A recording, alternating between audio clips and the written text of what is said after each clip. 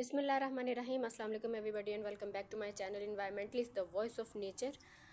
आज हम बात करेंगे फ्लैश फ्लड्स और क्लाउड बस्ट के बारे में कि पाकिस्तान में एकदम से क्यों हमें लग रहा है कि बहुत ज़्यादा फ्लैश फ्लड्स हो रहे हैं या क्लाउड बस्ट हो रहा है, क्योंकि Pakistan is not just receiving rains but deadlier rains. हमारी जो बारिशें हैं वो ख़तरनाक हद तक बहुत ज़्यादा होती जा रही हैं। और ऐसा क्यों हो रहा है इसके बारे में आज आपसे बात करूंगी, क्योंकि फ्लैश फ्लड्स और जो क्लाउड बस्ट है ये सिर्फ हमारी अपनी ही एक कह लें कि नेग्लिजेंस का वो है, रिजल्ट्स है, due to urbanisation, due to floods, due to poor urban planning, deforestation, और ये सब जो कॉन्सिक्वेंसेस जो सब एक चीज़ें हैं ये सारी मिलके तो फ्लैश फ्लड्स की तरफ हमें ले जाती हैं। इनके बारे में बात करेंगे क्योंकि अब हम इन सब चीज़ों को कंट्रोल भी कर सकते हैं, from planting trees to poor urban planning जो उनसे उसको हम अपने थोड़ा सारा ठीक करें, स्मार्टर सिटी प्लानिंग की तरफ आएँ, क्योंकि हर स्टेप जो सा है वो काउंट होता है। अब क्राइसिस हैं क्या? बेसिकली क्राइसिस ये हैं कि पिछले 30 सालों में पाकिस्तान का जो 1/5 फॉरेस्ट कवर है ना वो हमने ख़त्म कर दिया है। इंडस्ट्रियलाइजेशन, अर्बनाइजेशन और इन सब चीज़ों के पीछे हमने जो अपने दरख्त हैं वो बिल्कुल ख़त्म कर दिए हैं, जिसकी वजह से क्या होता है कि बारिशें जब आती हैं तो दरख्त बारिशों को अपने पत्तों के अंदर, अपनी जड़ों के अंदर, इन चीज़ों में एब्जॉर्ब करते हैं। और जब दरख्त ही नहीं होंगे तो अल्टीमेटली वो पानी सारा का सारा हमारी स्ट्रीट्स में, हमारे घरों में, उन जगहों पे जाएगा और वो फ्लैश फ्लड्स ही कॉज करेगा।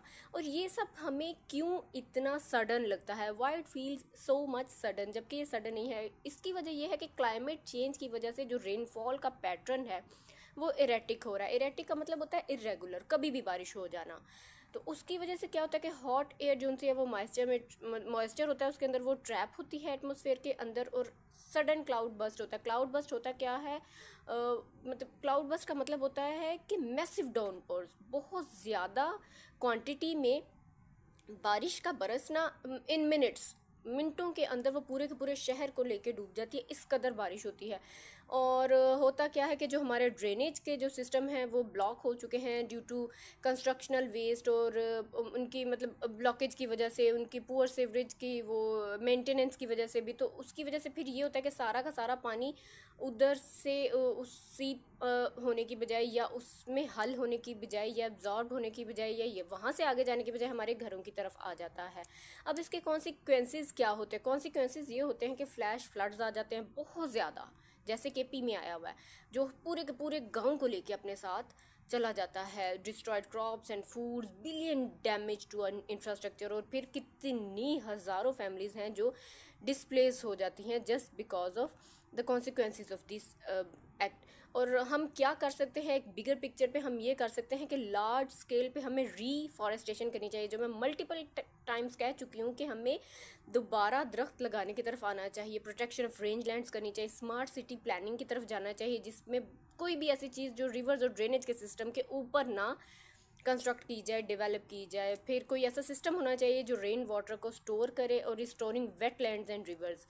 इंडिविजुअली हम क्या कर सकते हैं? हमें चाहिए कि हम दरख्त लगाएं, हम अपने गार्बेज वगैरह को, इस तरह की चीज़ों को ड्रेनेज में, दरियाओं में फेंकने से गुरेज करें। जब हम जाते हैं दरियाओं की तरफ या रावी की तरफ तो हम देखते हैं कि रावी, जब हम लाहौर की तरफ जा रहे होते हैं तो देखते हैं कि वो सारा का सारा दरिया जो उनसे सिर्फ गंद से भरा हुआ है। हम इन चीज़ों को रोकें, अपने पानी को बचाएं, अपनी बिजली को बचाएं, क्योंकि दोनों ही इन्वायरमेंटल स्ट्रेस को रिड्यूस करेंगे अल्टीमेटली। और ऐसी पॉलिसीज़, ऐसी एनजीओज़, ऐसी बिजनेसेस जो इन्वायरमेंट की वेल बींग के लिए काम करें, हमें चाहिए कि हम उसको भी सपोर्ट करें, क्योंकि फ्लैश फ्लड्स सिर्फ नेचुरल डिज़ास्टर्स नहीं रहे, ये हमने अपनी चॉइसेस की वजह से वर्स्ट कर दिए हैं। और Pakistan can't stop heavy rains, हम उसको रोक नहीं सकते, but what we can do, we can make sure rain doesn't turn into tragedy rather than a blessing. अब ये टाइम है एक्ट करने का, हमें चाहिए कि हम अभी एक्ट करें और इन बारिशों को दोबारा ब्लेसिंग्स बनाएं अपने लिए। Thank you so much for watching my video. अल्लाह हाफिज़।